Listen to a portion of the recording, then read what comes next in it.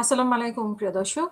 সাদ্দামের প্যারোলে বাধা হয় হাসিনার আইন, এমনটাই আজকে প্রকাশিত হয়েছে নিউজে। বাগেরহাট সদর নিষিদ্ধ ছাত্রলীগের উপজেলা শাখার সভাপতি জুয়েল হাসান সাদ্দাম পরিবারের স্ত্রী সন্তান জানাজার জন্য প্যারোলে চেয়ে পাননি বলে যে সংবাদ গণমাধ্যম ও সামাজিক মাধ্যমে প্রকাশিত হয়েছে তা সঠিক নয়। সাদ্দাম যশোরের কারাগারে বন্দী ছিলেন। নীতিমালা অনুযায়ী যশোর জেলা ম্যাজিস্ট্রেট বরাবর আবেদন করাই ছিল যথাযথ, কিন্তু বাগেরহাটের জেলা ম্যাজিস্ট্রেট পরামর্শ দিলেও সাদ্দামের পরিবারের পক্ষ থেকে যশোরে কোনো ধরনের আবেদন করা হয়নি।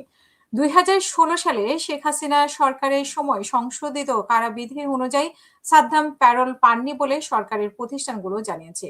এতে বলা হয়েছে যে গত ২৩শে জানুয়ারি তার স্ত্রী কানিস সুবর্ণা স্বর্ণালী পুত্র সন্তান শেহবাজ হাসান নাফিসকে হত্যা করে নিজেও আত্মহত্যা করেন বলে খবর প্রকাশিত হয়, কিন্তু পুলিশ বলছে এটা তদন্তাধীন এবং সুতরাং হত্যা নাকি সন্তান সহ আত্মহত্যা সে বিষয়ে নিশ্চিত করে কিছু বলা যাচ্ছে না। তবে স্ত্রী সন্তানের লাশ দেখার জন্য প্যারোলে মঞ্জুর না হওয়া এবং তাদের লাশে যশোরের কারাগারে নিয়ে যাওয়ার ঘটনা জনমনে আলোড়ন সৃষ্টি করে। গণমাধ্যমে প্রচারিত হয় প্যারোলে মুক্তি না পাওয়ায় জেল গেটেই স্ত্রী সন্তানকে শেষবারের মতো দেখেন সাদ্দাম।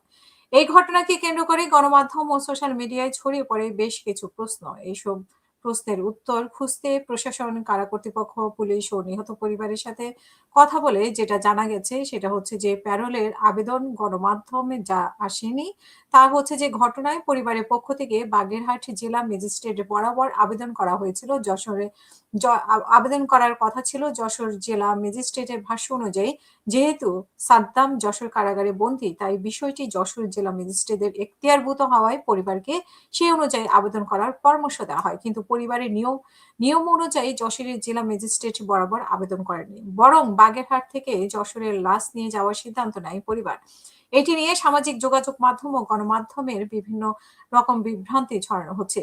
ছাত্রলীগ নেতা সাদ্দামের প্যারোলের জন্য আবেদন নিয়ে বিভিন্ন গণমাধ্যমের সংবাদ পূর্ণাঙ্গ চিত্র উঠে আসেনি।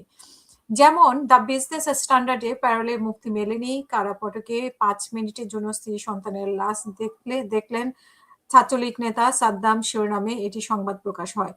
যেখানে যার কাছ থেকে প্যারোলের আবেদন করা হয়েছিল সেই তথ্য জানানো হয়নি। সময় টিভির সংবাদেও প্যারোলে মুক্তি মেলেনি লেখা হয়, কিন্তু এই ব্যাপারে বিস্তারিত লেখা হয়নি। অর্থাৎ এসব গণমাধ্যম প্যারোলে মুক্তি পাওয়া যায়নি এমন তথ্য দিলেও কোথাও আবেদন করা হয়েছে এবং বন্দী কোন কারাগারে আছে এই বিষয়ে স্পষ্টভাবে তুলে ধরা হয়নি, বরং এই নিয়ে বেশ ধোঁয়াশা তৈরি হয়েছে।